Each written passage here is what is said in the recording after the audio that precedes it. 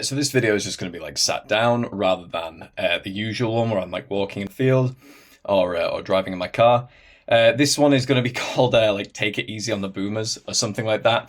Um, Obviously, there's a lot of boomer hate, and I think that there's probably about like more than half of it is justified. Probably like 55 to 65% of it is justified.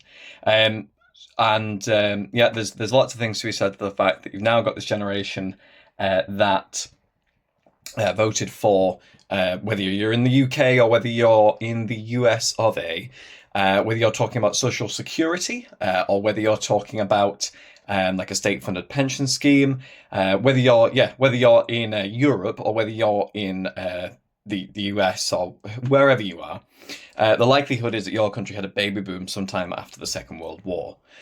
Now, apparently the reason for that is there was just so much sort of prosperity. I think the reason that there is so much more of a hatred against American ones rather than like European ones is because usually people will say, well, after the Second World War. Actually, you know what? Some people won't say this. I think a lot of people just get into the boomer hatred thing straight off the bat, and they'll say, simply put, I hate boomers because they kind of wasted everything. And a lot of people will pick that up from Instagram. They'll pick it up from TikTok or something like that. They'll pick it up from just online. And you need to be conscious of the fact that you can't just like pluck the history of another country and put it into your country, right? So you can't say, for example, America had this one thing. Therefore, this is what everybody does with the boomers. Unfortunately, they will say that what they see about American boomers and what they're sort of taught to hate about American boomers, their selfishness, their attitude towards young people, their sayings about like, pulling yourself up by your bootstraps and things like that. They will automatically apply that to the same generation, but in their country. The thing is, with the American boomers, and this is going to be where I start, the American boomers are probably more culpable about laziness, and they're probably more culpable for a bit of hatred and a little bit of a reprisal almost. Than like boomers in other countries. American boomers, they come home, they haven't had any fights on their soil. They've now got these enormous factories that had been producing, at 20 Sherman tanks a fucking day or whatever. I'm sure that the Ford Motor Company were producing something like a B-29 bomber, which is a huge plane, like once every week or month. Maybe it was a day or something like that. And definitely seeing the statistics say they were producing a Sherman tank once an hour, which is, incredible numbers. So they come home, all these things are no longer needed by the War Commission. You'll have to excuse me, by the way, it's a hot day. So if I'm like sweating, then, deal with it. I apologize. So a lot of these things aren't needed by the War Commission, and setting up huge factories for massive amounts of jobs. Also a relatively laissez-faire economy after the war as well, with some asterisks. The 1950s weren't quite the 1950s that a lot of like capitalist types will talk about. They weren't just completely, everything was free market and free trade. There was still plenty of government controls and government like price caps and things like that from the Roosevelt administration before the war. But I'm sort of getting into the sticks here. The point is, they were living in a country and on a continent that wasn't bombed out, was now getting richer and richer and richer from the huge amounts of like jobs and freedom that they had. You also had countries paying back the American government for their help in the war, but there was no like actual destruction on American soil. Really, maybe there was the odd like Japanese thing, of course, right? Fucking Pearl Harbor. Barring the odd mistake by over-enthusiastic Banzai pilots, there wasn't anywhere near as much destruction on American soil, obviously, as there was in Central Europe. So you had a very rich government, you had a very rich populace. There's some good bits in a couple of books that I've read about how after the Second World War as well, And this is strange to think of because it was the Cold War, and obviously that was the capitalist West versus the communist East and Russia. So this next point is strange to think of, but actually you had a lot of income parity, or maybe not income parity, but what you earned and could buy was very similar to someone who could have made like 60 grand a year more than you. A lot of things were the same. Like things were so cheap that everyone was able to afford like a good TV, a good dishwasher, loads of labor-saving devices coming into the market. Of course, there was a huge explosion in the interest in atomic energy and things like that, which led to and also rather the huge interest in electronics and computers. All this sort of stuff took off. And when you're in a very rich country with a very rich government as well, lots of things are afforded to you by both the state and just your lifestyle. You can earn. This is why people talk a lot about how boomers had it easy. Yes, they did, but in America, they had it easy there with all that in mind. I would also say that if you've ever encountered Australian boomers, they are as bad. I actually think it's because of the same thing. Boomers from Australia are just as entitled. They're pretty bad. But I really will say that honestly, the boomers that you see in Europe, the boomers that you see in... It's funny to call them boomers because they could well have lived in a country that didn't have a baby boom after the war, right? Easily. But that generation, post-World War II generation, who were living in Europe at the time, did not grow up with that same level of wealth. In the UK, there was still rationing after the war. Obviously, in France and in Germany, most of Central Europe, there was still a huge amount of just destroyed buildings and things like that. Now, Germany had an economic miracle. There's some very good videos by Mark Felton Productions about why Germany had an economic miracle, mainly to do with the SS creating shell companies in South America and sending money back to Germany. So Germany did have an economic miracle. They still didn't really develop boomers. Italy, France, a lot of these countries that were so poor after the war that they often entertained the idea of electing communist governments, they still have old people who, can be annoying to young people, but that's always been the case. They didn't have the same level of... In fact, I think you get quite the opposite. They certainly didn't have the same level of entitlement as American boomers do. Again, throughout the UK and throughout Europe, they don't have the same level of entitlement as American boomers do. And actually, you'll probably find a lot of those people are very family-centric and are very giving. They're very charitable. They're also very religious, and in a quite sincere way, not in the mega church way that you got with America. By the way, none of this is hating on America. As I really must point out, I love America. I love that country and I love their style. I think that if I lived in America, I would own a machine gun and a fucking truck, and I would absolutely love living in that country. At heart, I say that I am a redneck, my soul. That's half a joke. I do kind of mean that though. So when people talk about boomers, they kind of mean the American ones, the Central European ones, and the English ones. Certainly didn't get the same level of entitlement, and they certainly didn't get the same level of everything is mine, gimme, as they did in Central Europe, because the simple fact is the wealth wasn't there. There was a large amount of state spending and private sector spending in America that you just couldn't do in Europe. So people here, when I say here, I mean Europe and England and the United Kingdom. I should say the British Isles because I would include the whole of Ireland there. But people here in Greenwich Meridian time and to the right, they didn't have that.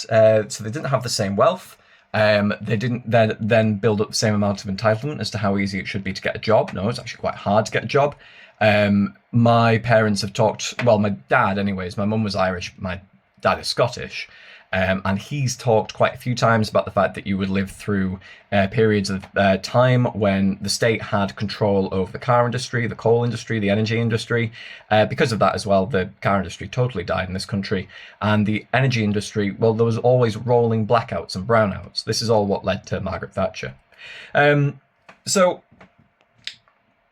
that period just did not create the same generations the world over. And this is why I don't like it when people just say boomers. Specifically, I really think people ought to talk about the boomers of their country. Was there even a baby boom in your country, or was it just the post-war generation?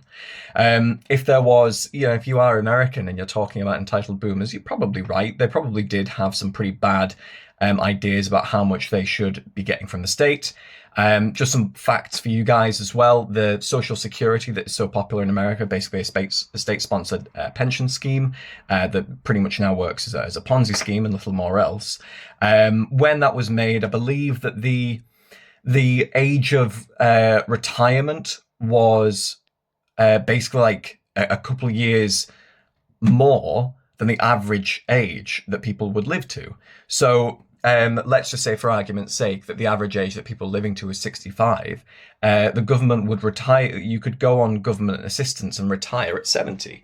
Now, considering now that people are living to 80, or whatever the number is now, if all of a sudden the pension age was raised to 85, it would be comparable to when the pension scheme and the Social Security scheme first started. Similarly as well, you've got things like the massive demand for the labour force. You didn't have that in the European countries, but you did in America.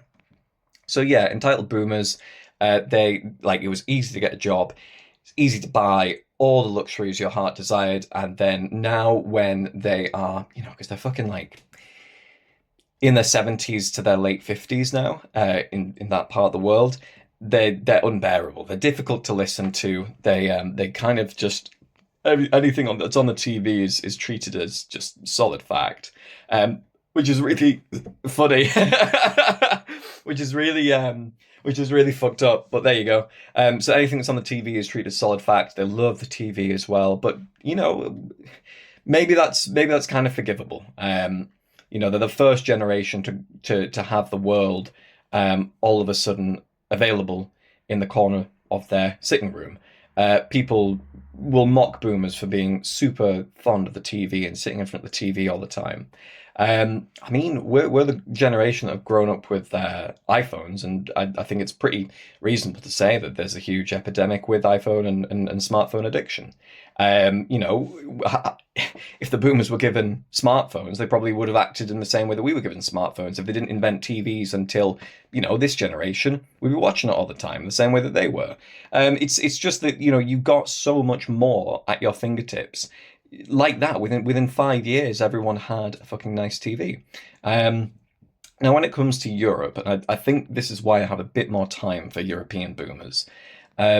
First thing, there wasn't really as much, maybe I should say, of a baby boom.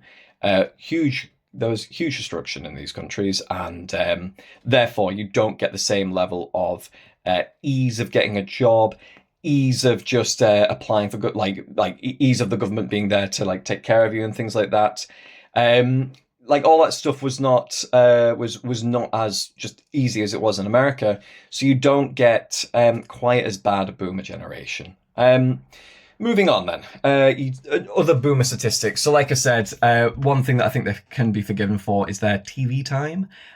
Probably because I would forgive a lot of people who use their smartphones a lot for their smartphone time. Again, you're the first generation to grow up with such a powerful device in your pocket. There's almost endless amounts of dopamine on it. It's very difficult to get unaddicted from it. So to basically... You guys are going to have to forgive me. I've just had a work thing come through. Yes. Hang on. Yeah. Excuse me, there's a little work thing coming. Anyways, so the boomers, I can't really find much fault with them for loving the TV so much and watching it so much in their final 6 months of life, where they're extremely expensive, because I don't hold smartphone addiction against anybody, unless you know that you're addicted and you do nothing to stop it. You're one of those people that has a little arm over your bed for doom scrolling, or you fucking look at shit in the shower and stuff like that. That's a problem. You should get that sorted. But the whole thing about the whole thing about the TV is that it's, you know, we now have the TV in our pocket and it's way better. And yeah, loads of people now are addicted to it. I really don't think that the TV addiction and the 4 hours a day of the Chase and BBC News and taking it as true is something that we can fault them for. Now, after that, though, moving on, you've also got boomers. You know, the fact that they hold X amount of the wealth. Yeah, they're fucking old generation. They're a massive generation for one thing, so there's way more of them. So if your economy is 100%, and you know 35% of that pie is made up by one generation, then yeah, also they're old. If you're watching this channel, you probably should have at least some idea of how well like you can do simply with time, simply by compounding, right? So even if they were super safe and they just let their money grow at, you know, 8% a year, or just let it grow in their houses or something like that, of course they're going to be the fucking richest generation. Like, they're going to have loads of wealth. It's obvious. It's obvious that that's going to be the way that it happens. So yeah, again, give them a fucking, like, give them 2 seconds. I'll make a couple of caveats with regards to things like the social security and the pension systems.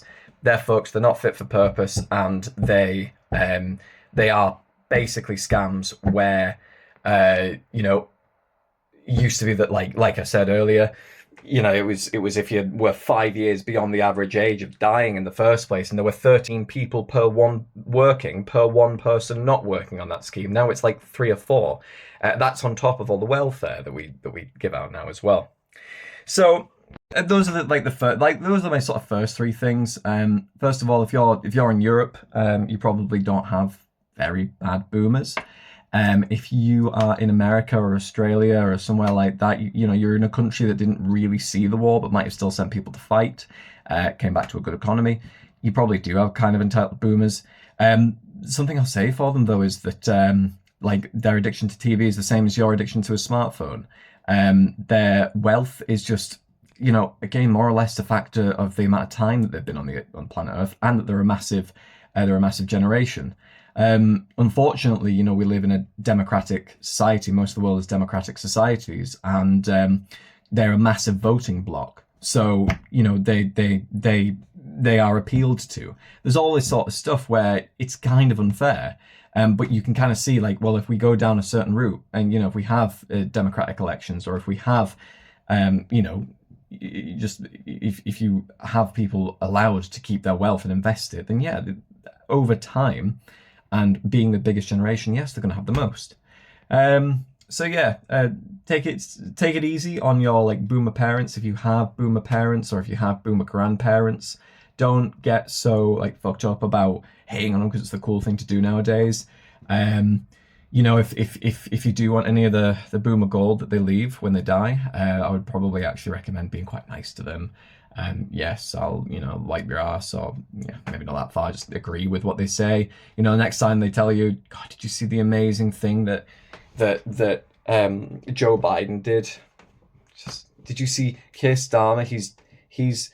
Keir Starmer is law and order now. Keir Starmer's going to stop the boats. Just agree with him. Yeah. No, you're right. They're not going to be here forever. Just what are you going to do? Red pill them for fucking the last 10 years of their life? Even if you were successful, which you won't be. What on earth are they going to do with that? What else about boomers? I mean, medical assistants, again, a bit like the TV. They're mega reliant on it. Well, yeah, again, it's a technology that's come so far in their lifetime that it's not even worth, it's not even funny. You know, vaccines and shit like that is something I'm not going to get into right now, but it's been a whole lifetime of just vast medical improvements. They can get super fat now and live longer than they would when they were younger, you know, when they could live healthily and maybe not even live as long. Yeah, just be nice to them. Unless you have to live in America and you do actually have to deal with the really badly entitled ones, in which case, you know, they deserve what they get. But yeah, just if you're in Europe, if you're in the, like I said, Greenwich Meridian time and to the right of that, to the west of that, to the east of that rather, they might not be as bad as Americans like to make you think.